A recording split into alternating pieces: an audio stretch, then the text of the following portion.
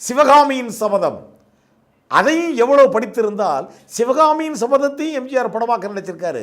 அந்த ஒரு ஆசையை தீர்க்கத்தான் டைரக்டர் சங்கர் டைரக்ஷனில் கலங்கரை விளக்கத்தில் எம்ஜிஆர் பொன்னெழில் பூத்தது புதுவானில் அந்த பாட்டில் எம்ஜிஆர் நரசிம்ம பல்லவன் வேடத்தில் தோன்றியிருப்பார். இன்னும் சுருக்கமாக சொல்லப்போனால் சிவகாமியின் சபதம் கதையை நான் படமாக்க வேண்டும் என்று எம்ஜிஆர் டைரக்டர் சங்கரோடு விவாதித்த அந்த காலகட்டங்கள் தான் இவர் எம்ஜிஆரை வைத்து கலங்கரை விளக்கம் என்கின்ற படம் உருவாகுவதற்கும் அதில் பொன்னெழில் பூத்தது புதுவானில் என்கின்ற பாடலில் எம்ஜிஆர் என்கின்ற நாயகனை அந்த கனவு காட்சியில் நரசிம்ம பல்லவனாகவே அப்படி அவதரித்து வருவதாக.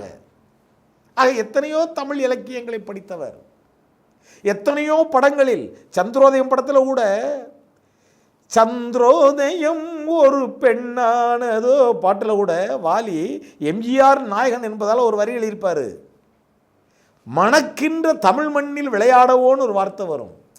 காதலன் காதலியோடு பாடிக்கிட்டு இருக்கும்போது கூட அந்த கொட்டி கிடக்கின்ற மணல் பரப்பில் எம்ஜிஆர் அப்படி இயல்பாக படுத்துக்கொண்டு அந்த மணலை சின்ன பிள்ளை மாதிரி அப்படி தடவி விளையாண்டு காதலியின் அருகில் படுத்திருக்கும் போது மணக்கின்ற தமிழ் மண்ணில் விளையாடவோ, அங்கேயும் கூட தமிழ்.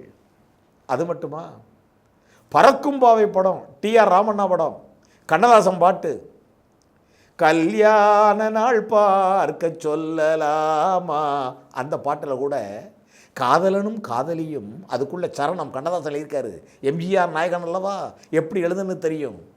காதலன் காதலிக்கிட்ட சொல்லுவார், நாம் இருவரும் காதலர்கள், இந்த உலகத்தில் யாரும் இல்லாத இடத்துல போய் நம்ம தனிமையில் பேசணும், சந்திரனுக்கு போயிடலாமா, அந்த பாட்டுக்குள்ள ஒரு வரி வருது, சந்திரனுக்கு போயிடுவோமா, அப்படி சந்திரனுக்கு போகும்போது தமிழுக்கு செய்தி சொல்லி அதையும் துணைக்கலைத்து கொள்ளலாமான்னு வரும்.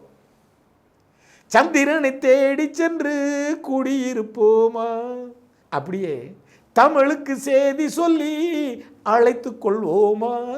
காதலனும் காதலியும் தனிமையை தேடி போகின்ற இடத்தில் கூட தமிழை துணைக்கலைத்தார் என்று எம்ஜிஆரின் காதல் பாடல் என்பதால் கண்ணதாசன் அங்கே அப்படி அவரது கை விளையாட்டு. இப்படியாக சொல்லும் செயலும் சிந்தனையும் எம்ஜிஆர் ஒரு மிகச்சிறந்த படைப்பாளி, ஒரு மிகச்சிறந்த தமிழ் படிப்பாளி என்பதை புரிந்து கொள்ள வேண்டும்.